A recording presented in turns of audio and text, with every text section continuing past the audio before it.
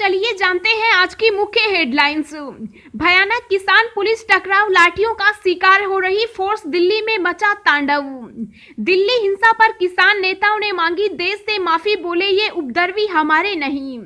किसानों के हुड़दंग के बाद अमरिंदर सिंह ने की पीएम मोदी से यह अपील।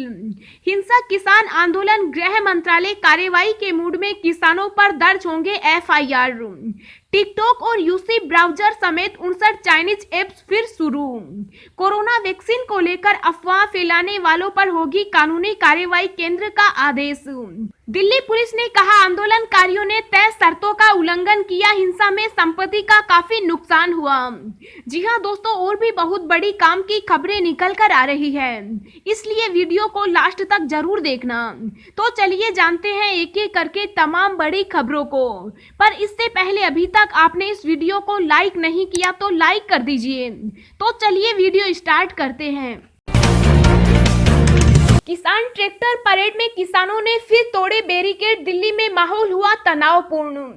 जी हां, दिल्ली पुलिस को जिस बात का डर था मंगलवार को वही हुआ। टीकरी बॉर्डर के धरना स्थल पर पुलिस की गाइडलाइन को दरकिनार कर हजारों किसानों ने दिल्ली सीमा पर लगे पुलिस के बैरिकेड तोड़ डाले।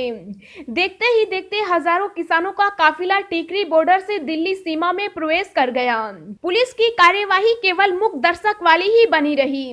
ट्रैक्टरों पर लगे साउंड पर संगीत की धुन और देशभक्ति के नारों के साथ किसान आगे बढ़ते रहे और पुलिस उन्हें केवल देखती रही। किसानों के ट्रैक्टर परेड में आज महिलाओं का दिल्ली कुछ भी देखने को मिला। कुछ महिलाएं जहां किसानों के काफिले में पैदल शामिल थी, वहीं अनेक महिलाएं जेसीबी में बैठकर दिल्ली सीमा में प्रवेश करती दिखी। पुलिस की गाइडलाइन में किसानों की ट्रैक्टर परेड का बाकायदा समय और संख्या निर्धारित की गई थी, लेकिन हजारों किसानों का काफिला जिस प्रकार से बैरिकेड्स तोड़कर आगे बढ़ रहा था उससे साफ नजर आ रहा था कि किसानों में भारी जोश है और पुलिस की गाइडलाइन उनके लिए कोई मायने नहीं रखती।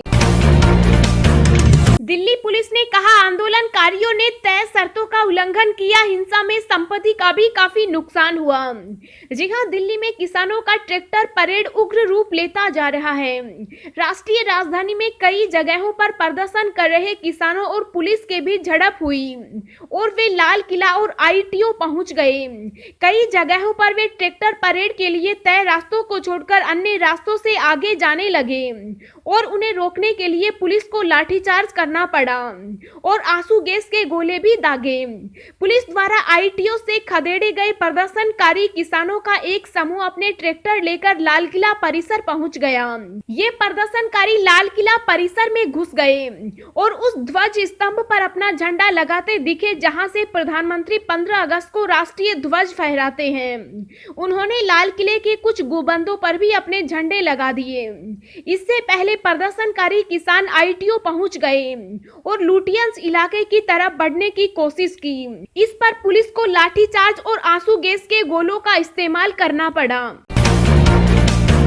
भयानक किसान पुलिस टकराव, लाठियों का शिकार हो रही फोर्स, दिल्ली में मचा तांडव। जी हां, किसानों की ट्रैक्टर परेड का समय 12 बजे दोपहर से शाम 5 बजे तक तय था, लेकिन तीनों बॉर्डर से किसानों की रैली सुबह ही दिल्ली के लिए रवाना हो गई। इस दौरान बॉर्डर पर किसानों को रोकने के लिए लगाए गए बैरिकेड को किसानों ने तोड़ दिया। गाजीपुर बॉर्डर पर तो किसान और पुलिस आमने सामने हो गए। किसानों को रोकने के लिए पुलिस ने आंसू गैस के गोले छोड़े और लाठीचार्ज किया। दरअसल गाजीपुर बॉर्डर पर किसानों ने बैरिकेड तोड़ते हुए ट्रैक्टर रैली शुरू की। इस दौरान जब किसान नोएडा मोड़ पर पहुंचे तो पुलिस बल ने उन्हें रोकने की कोशिश की। इसके बाद पुलिस ने आंसू गैस के गोले छोड़े, साथ ही किसानों पर लाठीचार्ज किया। वहीं चिल्ला बॉर्डर पर स्टंट के दौरान ट्रैक्टर पलट गया। बताया जा रहा है कि नोएडा के सेक्टर 14A चिल्ला बॉर्डर पर ट्रैक्टर मार्च के दौरान कुछ किसान स्टंट कर रहे थे, जिसमें ट्रैक्टर का संतुलन बिगड़ने से ट्रैक्टर पलट गया। हादसे में महानगर अध्यक्ष राजीव नागर घायल हो गए। मौके पर मौजूद सैकड़ों की संख्या में किसानों ने ट्रैक्टर को सीधा किया और महानगर अध्यक्ष को बाहर निकाला। हिंसक किसान आंदोलन, गृह मंत्रालय कार्रवाई के मूड में, किसानों पर दर्ज होंगे एफआईआर।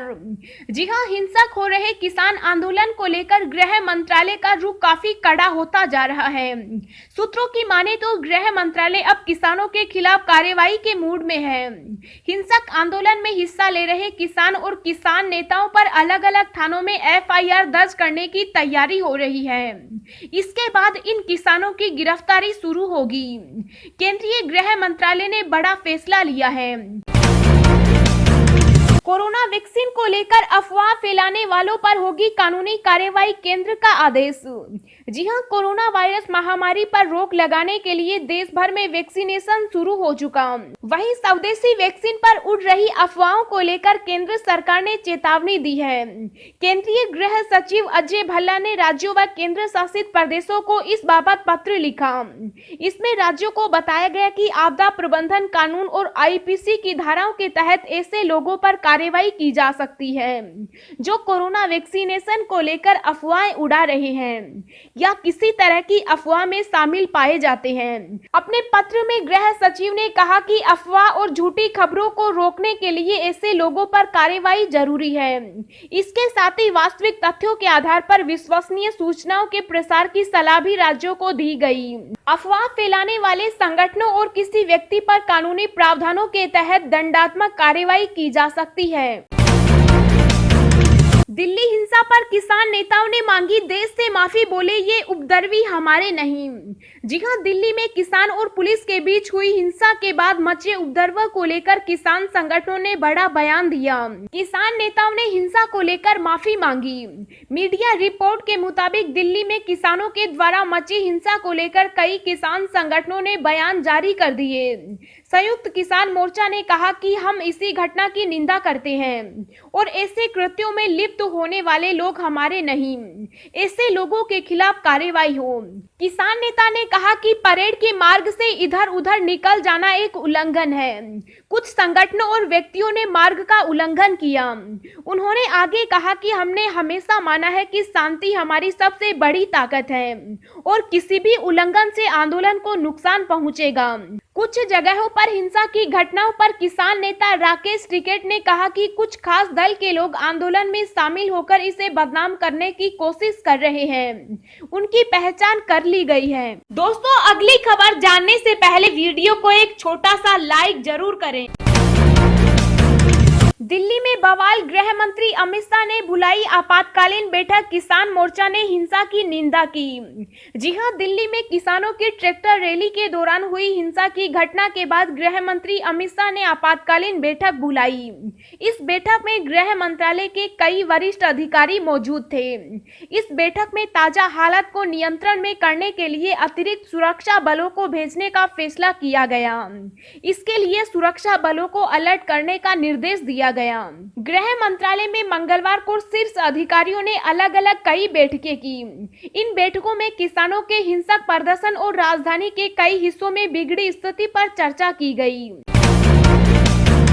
8 साल पुराने वाहनों के मालिकों को झटका, नितिन गडकरी ने ग्रीन टैक्स प्रस्ताव को दी मंजूरी, जाने कितना लगेगा चार्ज। जी हां, केंद्र सरकार प्रदूषण के मद्देनजर पुराने वाहनों पर ग्रीन टैक्स लगाने की तैयारी कर रही है। इसी कड़ी में केंद्रीय सड़क परिवहन व राजमार्ग मंत्री नितिन गडकरी ने प्रदूषण फैलाने वाले पुराने वाहनों पर ग्रीन टैक्स के तौर पर शुल्क लगाने के प्रस्ताव को मंजूरी दे दी है। अब इस प्रस्ताव को विचार विमर्श के लिए राज्यों को भेजा जाएगा। राज्यों से हरी झंडी मिलने के बाद इस टैक्स को अधिसूचित कर दिया जाएगा।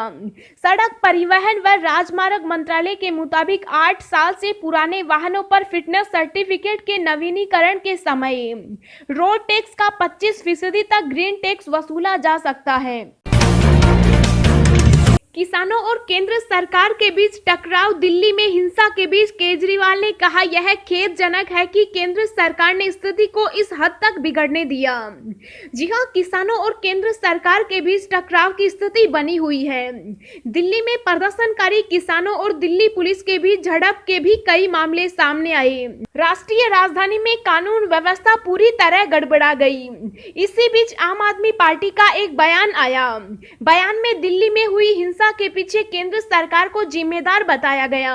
एएनआई की एक रिपोर्ट के अनुसार आम आदमी पार्टी ने एक बयान में दिल्ली की स्थिति को लेकर कहा कि आज के विरोध प्रदर्शन में हिंसा की हम कड़ी निंदा करते हैं। यह खेदजनक है कि केंद्र सरकार ने स्थिति को इस हद तक बिगड़ने दिया।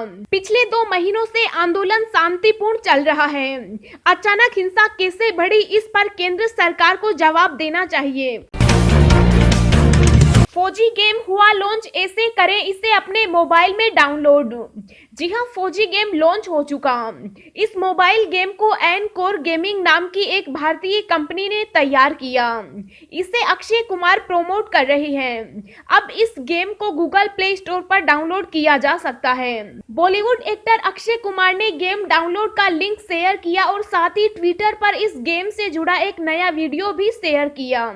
बता दें कि इससे पहले ही लॉन्च होना था, लेकिन इसे रिपब्लिक डे तक के लिए टाल दिया गया था। फौजी गेम का साइज 460 MB का है।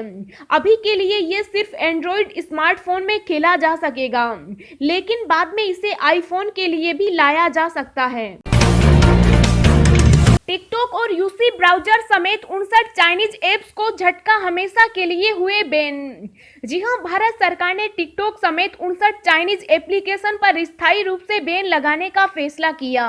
इस संबंध में इलेक्ट्रॉनिक एवं सूचना प्रौद्योगिकी मंत्रालय ने इन ऐप्स को नोटिस जारी कर दिया।